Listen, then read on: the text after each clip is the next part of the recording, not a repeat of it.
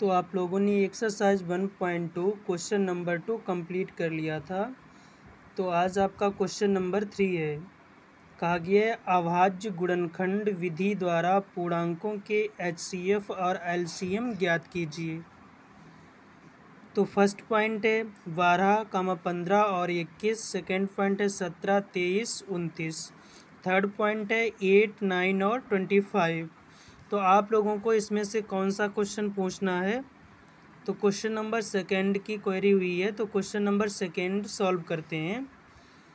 17, 23, 29। तो 17 के क्या करते हैं? अभाज्य गुणनखंड करते हैं। तो 17 एक ऐसी संख्या है जो 1 और 17 इन दो के ही पहाड़े में आती है, टेबल में आती है, यानी 1 के टेबल में और 17 के टेबल में।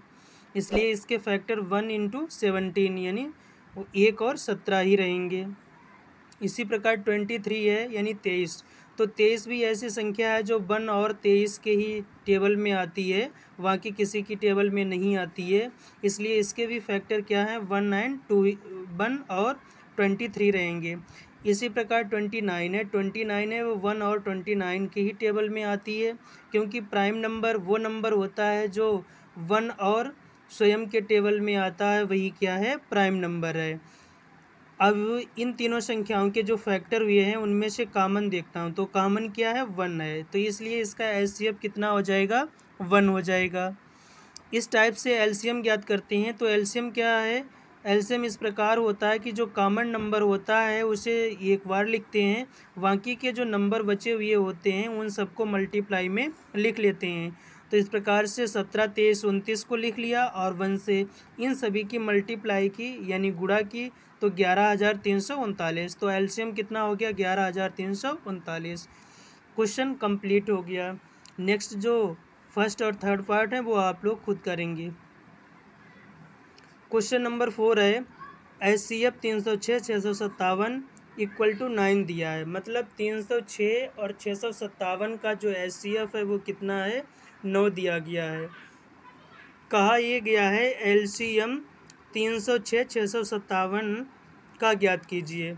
तो हमें इसका एलसीएम ज्ञात करना है। अब एक फार्मूला होता है, दो संख्याओं का गुणनफल बराबर एचसीएफ × एलसीएम। तो दो संख्याएं हमारे पास कौन कौन सी हैं? 306 × 657। इनका क्या कर लेंगे? गुणा। इस पर इधर क्या है? एचसीएफ। तो एचसीएफ कितना दिया गया है? 9 दिया गया है। एलसीएम पता नहीं है, फाइंड आउट करना है।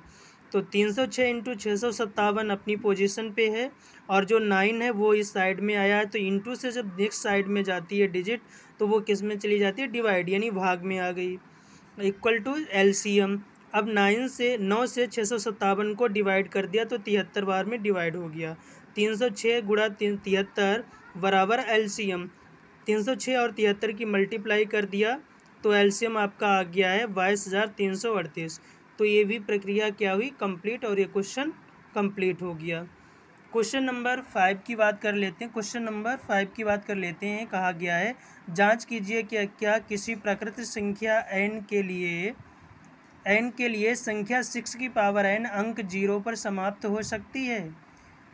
तो आंसर ये है, यदि संख्या 6n 0 पर समाप्त होती है तब यह 5 से विभाजित होगी।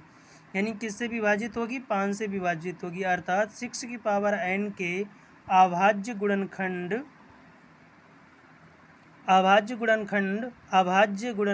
5 रखेंगे, परंतु यह संभव नहीं है, क्योंकि 6n बराबर 2 × 3, यानी 6 के मल्टी फैक्टर क्या होंगे? 2 × 3 की होल पावर n बराबर 2 की पावर n और 3 की पावर n, अलग अलग पावर को दे दिया। इसलिए 6n का अभाज्य गुणनखंड 2 रखता है।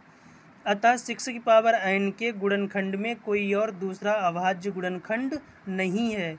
इसीलिए किसी प्राकृतिक संख्या n के लिए 6n अंक 0 पर समाप्त हो सकता है।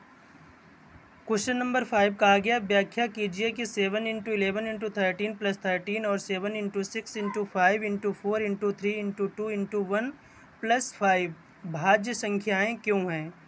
तो देखिएगा इसका आंसर, ये डेफिनेशन है आधारभूत प्रमेय की कि प्रत्येक भाज्य संख्या अभाज्य गुणनखंडों के गुणनफल के रूप में गुणनखंडित की जा सकती है। यानी जो भाज्य संख्या है वो अभाज्य संख्या के गुणनखंड में गुणनखंडित की जा सकती है। तो 7 × 11 × 13 + 13 तो इसी प्रकार है। और 7 जो आपका 6 है तो उसे 3 × 2 लिख सकते हैं।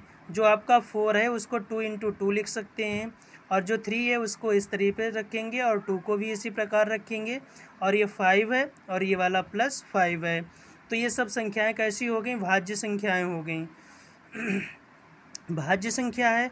अथवा हम ऐसे लिख सकते हैं 7 × 11 × 13 + 13 और 7 × 3² × 24 + 5 भाज्य संख्या है। इस प्रकार ये क्वेश्चन कंप्लीट हुआ। Please subscribe, like, share my video and channel.